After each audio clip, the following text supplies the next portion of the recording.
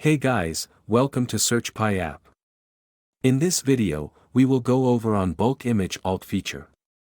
You can find it on SEO tags and content and see the bulk alt tags here.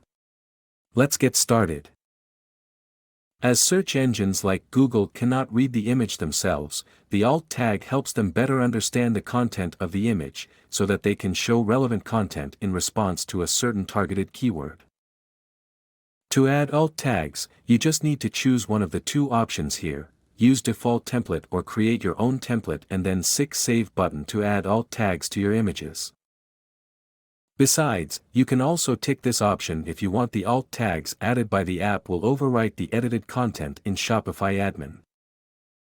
If you're on paid plan, you can also enable this auto button, then our app can help you add the alt tags for new product images automatically. That's all for now and we will see you in the next tutorial. If you need any assistance, please feel free to reach out to you. Thank you.